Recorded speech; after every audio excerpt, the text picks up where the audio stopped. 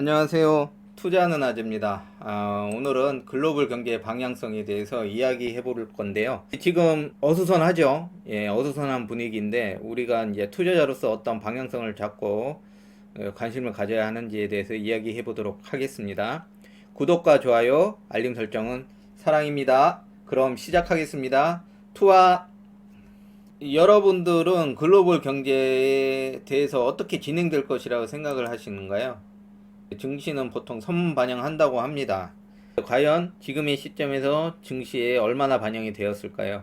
현재 글로벌 경제는 유럽의 에너지난, 그리고 중국의 부동산 이슈, 그리고 달러의 강세로 혼란의 시기를 겪고 있습니다. 거기다가 폭염하고 가뭄까지 왔어요. 그러면서 첩첩삼중 머피의 법칙, 안 좋은 것이 겹쳐지는 현상이 벌어지고 있습니다. 중요한 것은 이런 문제가 한국 경제에 미치는 영향들과 이것이 과연 언제쯤 해소될까 하는 겁니다. 최근 증시는 베어마켓 랠리를 했죠. 베어마켓 랠리는 일시적인 반등을 얘기하는 거죠. 그렇다면 왜 일시적인 반등을 하였을까? 크게 두 가지로 나눠볼 수 있습니다. 첫째는 유가가 하락했어요. 그림에서 보듯이 유가가 최고점을 찍고 하락으로 전환했습니다. 피크 아웃 했다 그러죠. 피크 최고점을 찍고 아웃 떨어졌다는 얘기죠. 이렇게 꺾였기 때문에 이제 물가가 안정될 거다 이렇게 생각을 했습니다.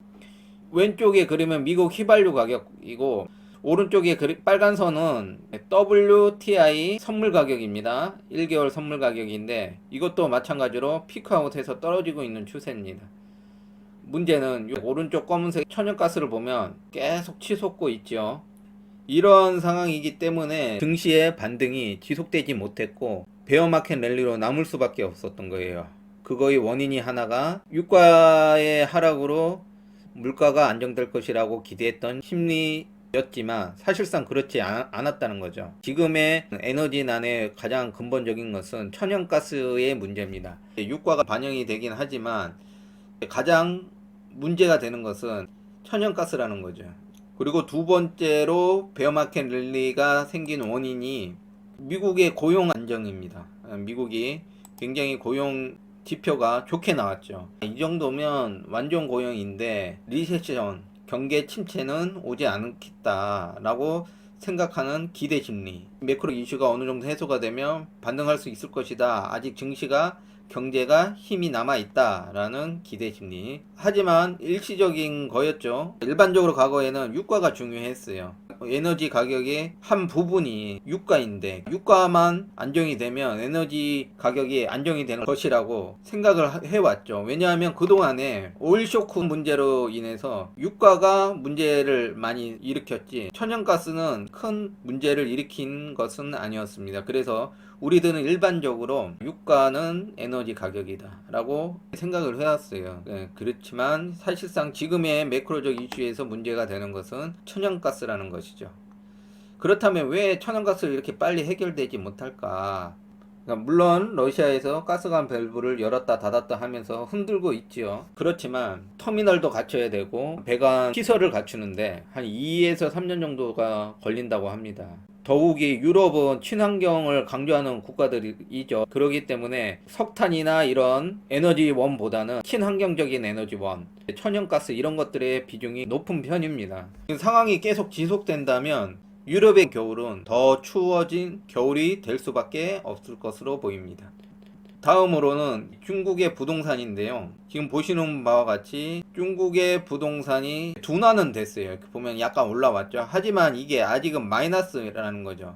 중국의 이제 경기 활성화를 위해서 부동산 가격이 안정화는 굉장히 중요한데요. 중국 정부도 부동산 경기를 활성화시키기 위하여 부동산 개발 업체들의 채권 보증, 각종 금리 인하, 긴급 대출 등의 활성화 정책을 남발하고 있는 실정인데요. 하락폭을 둔화시키긴 했지만 아직 반등까지는 거리가 참 멀어 보입니다. 구조적으로 중국 부동산 개발 업체들이 상당히 부실한 기업들이 많습니다. 상위 50개 중에 39개가 채무 불이행, 즉 부도 상태라고 해요. 사실상 부도 상태. 아까 말했지만 중국이 긴급 대출도 해주고 금리도 인하시키고 그러면 이자 부담이 줄어들죠. 그리고 채권도 보증해주고 이렇게 하고 있지만 아직까지 이렇다 할 반등을 보이지 못하고 있습니다. 부동산을 보통은 항공모함으로 비유를 하거든요. 방향을 틀기가 굉장히 어렵다는 이야기예요. 시간도 걸리고. 주식은 변동성이 굉장히 심한 자산이지만 그에 비해 부동산은 변동성이 굉장히 낮은 자산에 속합니다. 대신 무겁죠. 한번 방향을 틀면 한동안은 묵직하게 갑니다. 왜 지금은 하락세로 돌아섰고 이걸 억지로 상승세로 올리려고 하는데 어려운 부분들이 있습니다. 22년 중국 경제 성장의 목표치가 5.5%죠. 그거는 사실 물 건너갔다. 불가능해 보인다. 라고 개인적으로는 생각이 됩니다. 부동산 가격이 미치는 파급 효과가 무엇이냐. 다음 사진을 보면 독일 주택 가격과 뉴질랜드 주택 가격입니다. 독일 주택 가격, 뉴질랜드 주택 가격이 무슨 상관이냐 라고 이렇게 얘기하시는 분들이 있을 거예요. 왜 중요하냐 하면 최근에 글로벌 금리의 방향이 다들 같아지고 미국이 올리면 같이 올리죠. 그리고 기관 투자자들이 부동산에 투자가 굉장히 많이 하면서 글로벌적인 부동산 가격이 동조화가 됐습니다. 같은 흐름으로 간다는 거죠. 예전에는 A라는 나라 부동산 가격이 오르면 B라는 나라는 떨어질 수도 있고 이랬어요. 하지만 지금은 기관 투자자들의 비중이 굉장히 많아서 전체적인 흐름이 같아졌다. 이렇게 얘기가 됩니다. 왼쪽에 있는 독일 주택 가격을 보면 급상승하고 꺾였죠. 동그라미 쳐놨죠. 그리고 뉴질랜드도 마찬가지입니다. 굉장히 급상승하고 이제 꺾였습니다. 이런 것을 봤을 때는 이제 하락세가 계속 유지될 가능성이 높다. 우리나라도 최근에 그 부동산 가격에 거품이 꺼져가고 있는 신호들이나 기사들을 쉽게 접할 수가 있게 됐죠. 그렇기 때문에 이러한 것들이 글로벌 부동산의 흐름이 될 수도 있다. 지금 점차적으로 부동산 가격이 하락세로 진입하는 국가들이 많아지고 있는 추세거든요. 그런 것들 때문에 이제 글로벌 경기에 영향을 미치겠다라는 것입니다. 또 다음 차트를 보면 물가에 관한 것입니다. 인플레이션. 독일 물가는 70년대 오일 쇼크 때보다 높다 이렇게 돼 있고 빨간 선이 독일 물가 변동치입니다. 그리고 흐린 검은색이 이제 미국 물가 상승률입니다. 지금 최근에는 비슷한 흐름으로 보이고 오히려 미국이 조금 더 높아 보여요. 그쵸? 하지만 사실상 다르다. 왜 다르냐 하면 70년대에서 80년대 사이는 오일 쇼크가 있었던 시기입니다. 노란색 원으로 그려놨죠. 그때보다 독일은 더 물가 상승률이 높다. 미국은 15%까지 물가 상승률이 있을 때가 있었어요. 이런 걸 보면 미국 경우는 역대 최악은 아니지만 독일은 역대 최악이라는 거예요. 독일은 유럽을 대표하는 국가입니다. 그런 것을 봤을 땐 유럽 국가들이 절대적인 수치에 있어서 역대 경험해 보지 못한 지금 물가 상승률을 겪고 있다. 그렇다면 이런 에너지난이 가중됐나라는 걸 생각을 해보면 차트를 보면요. 천연가스 17.3%, 재생에너지, 수력을 제외한 22.9%, 수력은 17.8%, 원자력은 25.7%, 석탄은 12.4%예요. 원자력, 수력, 천연가스, 재생에너지 다 친환경 쪽이랑 관련이 있다고 볼 수 있죠. 하지만 요게 사실상은 문제가 되는데요. 천연가스, 러우 전쟁으로 지금 공급난에 허덕이고 있죠. 그리고 재생에너지, 수력, 원자력. 그러면 요거를 활용해서 쓰면 되지 않느냐. 천연가스가 다소 모자르더라도. 근데 서두에 얘기했다시피 엎친된 덮친격으로 폭염과 가뭄이 오면서 수온이 상승하고 물이 부족하니까 수력이 안 되겠죠. 그리고 폭염으로 바람이 많이 안 불고 그래서 풍력이나 이런 것들도 힘들어졌습니다. 그리고 원자력에도 냉각수라는 것이 들어가야 되는데 안 그래도 물도 부족한데 폭염으로 인해서 수온이 올라가기 때문에 차질이 크다는 거예요. 그러기 때문에 지금 에너지난이 가속될 수밖에 없다.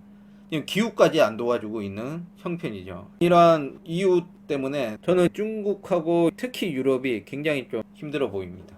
다음으로 환율에 관해서 이야기하면요. 지금 연초 이후 22년 환율의 변동을 얘기하는 겁니다. 지금 이렇게 보면 알겠지만 DXY가 뭐죠? 달러 지수입니다. 달러 지수가 11.1 돼 있죠. 이 달러 지수를 기준으로 나머지가 약세인 거예요. 러시아는 전쟁 때문에, 브라질은 원체 환율의 변동이 큰 나라고, 지금 이렇게 보면 우리나라가 마이너스가 9%가 돼 있는데 달러 지수 대비 밑에 있는 나라를 보면 멕시코, 베트남, 인디아, 뭐 호주, 스위스, 칠레, 인도네시아, 태국, 중국 이렇게 쭉 나오는데요. 대부분 신흥국들이 많이 분포돼 있어요.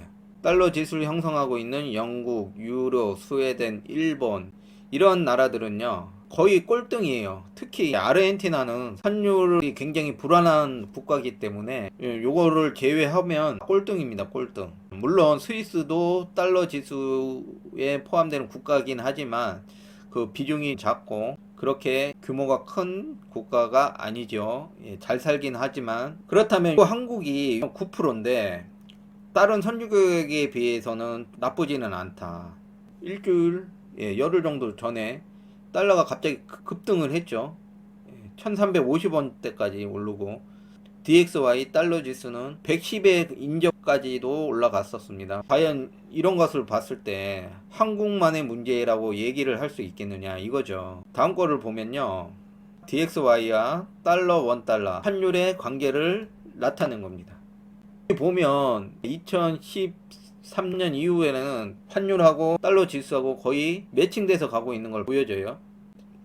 달러 지수가 먼저 가느냐, 환율이 먼저 가느냐, 시기적인 차이가 있을 수 있지만 결국에 비슷한 방향으로 흘러가고 있었습니다. 물론 2005년에서 2008년 뭐 한 3년 정도 동안 우리나라의 조선업이 굉장히 호황이었죠. 그러면서 1,000원 미만으로 유지가 됐던 원화 강세 시기가 있었습니다. 곧바로 이어서 세계 경제 침체기가 있으면서 달러가 굉장히 강세 있었던 적이 있죠. 2005년부터 한 13년 정도 이 기간을 빼면은 이처럼 보시는 바와 같이 양쪽으로 달러 원 환율과 달러 지수는 매칭돼서 가는 것을 볼 수 있어요. 저도 이런 흐름 때문에 마음 놓고 달러에 투자를 할 수 있는 것이거든요. 어느 정도 예측이 가능하니까 잃지 않는 달러 투자가 가능한 것입니다. 모든 것을 지켜봤을 때 우리는 생각을 해봐야 돼요. 앞에서 이렇게 보다시피 우리나라는 그나마 그렇게 나쁘지 않다는 거죠. 물론 못 사는 인도네시아, 태국 뭐 이런 나라들보다는 환율의 하락폭이 컸지만 DXY를 형성하고 있는 선진국들에 비해서는 굉장히 양호한 흐름이라는 거죠. 우리나라 국가가 경쟁력이 없어서 달러가 이렇게 강세가 됐다고는 볼 수 없다는 거죠. 중국 부동산이 다시 오른다고 하면 글로벌 부동산 경기도 회복이 될 수도 있겠죠. 그리고 경기가 활성화되는 신호탄이 될 수 있을 것이라 생각되고요. 그러면서 에너지난이 해결이 돼야 된다고 생각됩니다. 하지만 해결되기가 좀 힘든 게 유럽의 분위기가 어떠냐면 2014년도에 러시아가 서진을 해서 크림 반도를 병합을 했죠. 유럽 국가들이 그것에 대한 대응이 미흡했다고들 생각을 하고 있는 분위기예요. 그때 강력하게 러시아를 견제를 했다면 지금의 러우 전쟁이 벌어지지 않았을 것인데, 그때의 미흡한 대처가 지금의 러우 전쟁으로 번졌다는 자성의 목소리들이 곳곳에서 나오고 있는 상황입니다. 그래서 이번만큼은 에너지 수급난이 극심해지더라도 호락호락 넘어가지 않겠다, 타협하지 않겠다 라는 그런 강력한 의지들이 보입니다. 그렇기 때문에 당분간은 러시아와 EU 국가들의 타협점을 찾는데 어려울 수도 있다는 생각이 들어요. 이 두 가지가 해결이 되면 연준, 패드는 금리의 보폭을 늦출 것으로 생각되고요. 그렇게 보폭이 늦춰지면 달러의 강세는 서서히 누그러질 것이라고 생각합니다. 저는 개인적으로 이 모든 매크로적인 것들이 우리가 어떻게 할 수 없는 것이고 어느 정도의 시간이 지나면 서서히 하나씩 해결될 문제들이라 생각을 하거든요.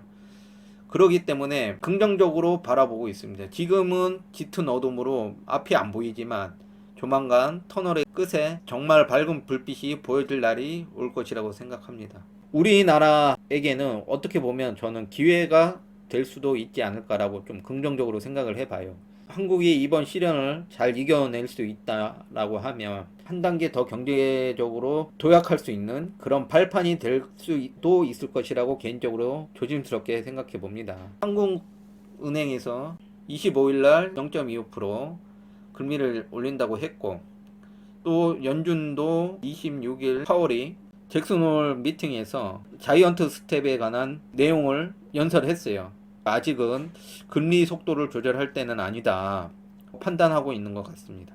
근데 언제 바뀔지는 몰라요. 하지만 지금은 조금 강하게 해서 인플레이션이 완전히 억누를 때까지는 보폭을 줄이지 않겠다라는 강력한 의지로 보여집니다.